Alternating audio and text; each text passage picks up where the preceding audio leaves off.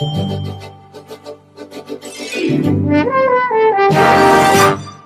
back here on our program, Jones and Company, and speaking with the Minister of Education today. Minister, you know, your ministry is vital to our country in terms of preparing the Bahamas to compete in the world. And we've spoken on this on numerous occasions. We had a situation recently where the Bahamas was threatened again about being blacklisted by the OECD and EU. And there is a view that we are simply not prepared for globalization and to compete as we ought to compete. How is the Ministry of Education as a government ministry addressing this concern about preparing young Bahamians and not so young Bahamians, because education is not only about young people, it's about people who are out of the school system as well, who are not so young. How is the Ministry of Education dealing with this overall notion that we ought to compete and that we are not prepared for the global competition? We're not as prepared as we ought to be, Mr. Jones. You're absolutely right. This is why at the centerpiece of any government, not just this government, certainly this government's administration, is the issue of education, largest share of the budget on an annual basis. How much money? No, almost $350 million. Substantively, 298, then another $30 million. Another $30 million with regard to capital affairs, okay. And then you have the University of the Bahamas, okay. And then you have BTVI, and so on. Then you spend approximately $19 million in scholarships, but that's within the budget. So there's no question that we are not as competitive as we ought to be. Take a look at the ease of business, no question about it, but we have been competitive. This is why we are among the leaders in financial services, among the leaders in tourism. We are slipping, but we are there. What do we need to do? One of the challenges, Mr. Jones, is, as you know, 50% of our students do not meet the minimum standard for graduation. Minimum standard. I applaud all of the ministers before I sat in the chair, including the Honorable Jerome Fitzgerald, my beloved brother and friend, who sought and put in place a national high school diploma program. So we are going to have some standards. We are going to have minimum standards across the board in order for us to ensure that our students graduate. All right? But we also find that there are challenges from grades 1 all the way up. 50% of our students, according to anecdotal information, is not ready. 50% of our students not ready for grade 1. Not ready for grade 1. In part because they have not had the pre-primary training that is required. We have had some of it, 1,700 and so, out of the 12,000 3-year-olds and 4-year-olds that are today waiting to be in some kind of formalized program. The government is only able to provide spaces and matriculation for 1,700 of those. Another 3,000, almost 4,000, is in the private sector. So you could see, Mr. Jones, out of 12,000, if you're only meeting somewhere around 5,000, half of your 3-year-olds do not get the benefit of some kind of educational training, socialization as a 3-year-old and 4-year-old. This year, we sought to address that. We have additional 350, almost 400 spaces in the public sector and another 400 in the private sector through our engagement with the private preschools. Okay, so almost 1,000, 800 to be exact. Next year, we want to see how we can increase another 1,000, put them in the public, in the preschool program. Because the IDB has done their research and their studies. The the Organization of American States have done it. UNESCO, it's universally accepted that children who enter into a preschool program do far better and are much more prepared for schooling throughout their educational experience. So we are doing that. We have also found that we don't have enough emphasis on literacy. This is one of our significant weaknesses. So our curriculum now has reoriented itself last year and this year, that beginning certainly in grades 1, 2, and 3, you call them lower primary, literacy is going to be a major emphasis. Because Mr. Jones, if you can't read and comprehend, so every other subject is totally lost. Do you have a vision for the Bahamas, for the country, that you can actually see and you can measure from time to time? Because, you know, the former government had a draft national development plan. That has been shelved, it seems. Not in education. Every single, go to section Article 6, every single recommendation in that National Draft Development Plan is being executed by So the ministry. it was in draft form. Yeah. Why has it not been put in a form that is confirmed, that is approved by the government? Well, the government is obviously taking a look at that. We met a whole lot of other challenges on the table that we needed to get to very, very quickly, such as the financial services sector, in which we were being blacklisted or threatened to be blacklisted. And this past week, as you would have seen in the House of Assembly, we came to to Parliament with a compendium of bills to stave off that blacklisting so that our very important financial services industry doesn't suffer, you know, almost elimination. We had to rush on doing that. But nevertheless, the government, even though it's only in draft form still, and the Ministry of Education is an example, is almost to the letter every single feature of Article 6, Section 6 of that National Development Draft Form. And preschool education is a critical part of that. Emphasizing literacy and numeracy is a very important part of that. Emphasizing and making sure that our students are equipped with skills, transferable skills, skills that they can utilize upon graduation. This is why BTVI today is now free. An additional 1,200 students been able to take advantage of that. That's why in 2019, the University of the Bahamas will be free tuition, because they need to address the huge, according to the National Development Plan, huge skills deficit. So you're talking about what is the vision. The vision is captured in the 10-year plan, which came to an end this year, but it's basically can continue. You are looking for a competent, skilled, capably, self-assured, industrious, same thing in the preamble of the Constitution, graduate at the end of 12 years of school. You said a number of things just now. Let me pick up on the point of free university education. Yes. How can the government afford that? You can't afford to do the things that you're doing now. For the most part, education at the University of the Bahamas is free, you know, Mr. Johnson. But the government is putting a lot of money into it, yes. But there are many Bahamians, thousands of them, who are paying for courses at the university, and so the amount of money they pay must mean something. It must be significant. Yeah, right now, those who qualify for admission into the university with 5 BGCSE with a C or above in English and math essentially do not pay anything from a tuition standpoint. They get what is known as a bursary scholarship. The university also has admitted students with 4 BGCSEs or 3 BGCSEs. Yes, they do pay. The university and the government working out the parameters now of exactly who will be admitted and who will benefit from this tuition-free program. And the objective of the government is all suitably qualified individuals accepted by the University of the Bahamas, all suitably qualified. Because, you know, for the most part, Mr. Jones, you want to make sure that a student who applies for and seeks admission into a tertiary institution is capable of completing that coursework. And there's just some, unfortunately, in our society who is just not capable of doing that or interested. That's why you have the option at BTVI. When you said that how can the government pay for it, listen, you've got $10. You and I come in with a budget and a household budget. We've got a priority, all right? We may have got an ambition or an aspiration of going out with our family once a month for dinner. But you know what? We've got education. We are going to put our money, or in education and health, we're going to put the priority where the priority ought to be.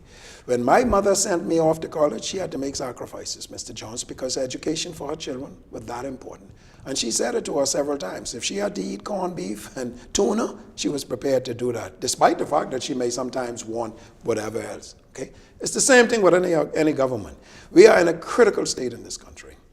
Now, we have got to decide what our priorities are. And those priorities, in my humble and respectful submission, is that we've got to do something about our infrastructure. We have to take care of training our people and retraining our people. and we got to make sure that they're healthy. This is why, we are so fastidious when it comes to what is being served on our campus in terms of food, and we are insisting that vendors come and stick to that PAHO guidelines. And you will be surprised. See, this is what I'm talking about when I say leadership. You will be surprised the amount of pushback that we get when we insist that because of the obesity situation and the high blood pressure situation we have and the situation with blood sugar, that we've got to be more intentional about the quality and the type of food that we serve, especially our children. All right? You should be surprised, Mr. Jones, at the vendors who cuss you out and tell you, man, the children want cheese doodle and potato chip, and the children want twists and all that kind of stuff. What you expect? This is what I'm talking about when I say everybody has got to buy in to the vision of a healthy, productive, competent, capable society. Yeah. You mentioned what the Parliament did, or the House of Assembly did, a few days ago with respect to the warding off, staving off, blacklisting. There are some Bahamians who believe that the government has acquiesced to the OECD and the EU, and our sovereignty is imperiled. It's threatened by the dictates of the Organization for Economic Cooperation and Development, the OECD, and the European Union, the EU. Is the government too soft in dealing with this situation concerning our financial services sector? And has the government been practicing bad public relations with respect to all of this? Public relations, let's leave that for a moment. It's very interesting, and I'm happy that you raised this question. I'm sure the Minister of Finance can do a much better job than me, but let me speak to it from my standpoint, Mr. Jones. We live in a global village. We are very interdependent on other nations, very interdependent. Tomorrow, if the United States of America decides to give its citizens a stern warning about the state of affairs in the Commonwealth of the Bahamas and warns them against going there, we have no economy. None. The European, in particular, the European countries, and the United States is in there, are saying this. We believe that you offshore financial centers, Turks and Caicos Island, Cayman Islands, the Bahamas, and many others, Mauritius, you are causing our citizens who got some money to come over by where you are. And your legal structures are encouraging them to avoid paying taxes to us. Listen, we don't want that. And if you don't stop that, we are going to put you out of business. Here's what we're going to do. We're going to slam the door on you. We are going to close off your opportunity to use our banking system. The Bahamas, has no other banking system to use than the international community. We do not exist as an entity unto ourselves. Nobody is telling us what we must do, Mr. Jones. We are a sovereign nation. But we face the ultimate and maybe even fatal consequences if we don't recognize that we live in this global village. And when we are told, and when we are invited to begin to adjust our legal structures or to adjust our laws, so that those Frances and the Germanys and the rest of the countries of the world do not, through their G20 conglomerate, decide to slam the door on us. We could say, yeah, we are a sovereign country. We can do as we feel like, with impunity. Shall not happen. Yeah, but shouldn't we have bilateral relations with these countries? For instance, the United States of America. Mr. Lloyd, it is easier to open a bank account in Miami than it is for a Bahamian to open a bank account in Miami than it is for the Bahamian to open the bank account in the Bahamas. I think you avoid... Mr. Lloyd, the OECD, they are asking the Bahamas to do some things in the Bahamas that they don't do. The Minister of Finance spoke about this in the House of Assembly. Yes. They just came back from several trips, Uruguay and France, and they spoke about this to the French. Yes. And they spoke about it to the Europeans in Uruguay. And they told them how hypocritical you can be. You can go up to Delaware and do the exact same things that they're doing in the Bahamas, in the United States of America. Even Florida now is beginning to open its door so that all kind of things can happen in London and so forth. And you know what the European countries says? Yes, we understand. And yeah, you might be right about our hypocrisy. But you know what? You see that law you have on your books with regard to beneficial ownership? You see that clause, Article 13? If that isn't adjusted by X date and X time, when we meet in December or in January, we're going to decide whether you should be on the blacklist or not. Yeah. They admit, mind you, that they are hypocritical. Or they admit, we do the things that you say that we are hypocritical about. Yeah. But you know what? This is what we say we need for countries like you and others and so on and so forth, Cayman Islands, in order to continue to have and enjoy the relationship you have with us. Now, you sovereign mind, you can do what you want to do. Yeah, but the government of the Bahamas allowed the European Union and the OECD to dictate domestic laws in the Bahamas with respect to how Bahamians behave. The amendment to the Penal Code, for instance, Mr. Lloyd, about tax avoidance in the Bahamas by Bahamians in the Bahamas. Why would a government, a free government and a free sovereign and independent country, allow a foreign entity to dictate domestic laws for Bahamians? The same apparatus that exists, Mr. Jones, that is threatening our vital industries of tourism and banking, which has permitted our Bahamian society to enjoy the kind of standard of living that we have enjoyed for the past 50 years. That very same apparatus, call them what you wish, OECD, FATF, and G20 and so on, are the ones that are making their dictates around the world. They were the ones who engineered this thing called globalization, okay, which essentially was free movement of people to some extent and free movement of capital. But globalization from a free movement of capital did not work for them. Because now when that movement started to flow outside of their jurisdictions, they didn't see that coming, and they don't intend for that to remain as it is. So that big, powerful G20 bloc is the ones that are dictating to the rest of the world, and not just the Bahamas. Please understand that all of these countries are now required to toe the line of these particular enterprises in these jurisdictions. Or, and no one is saying you have to, or we suffer the unfortunate consequences. I mentioned public relations earlier on. Shouldn't the government of the Bahamas, with the sister countries in the Caribbean, CARICOM, shouldn't we have mounted a major public relations effort? Oh, no question about our public relations. To show the world. Government public relations, not only this government, government's public relations is at times regrettable. No question about it. They're regrettable. I am advised that an effort was made by the CARICOM countries to approach the same G20 people as a bloc. Okay, they told them, "Be talking to the Bahamas right now."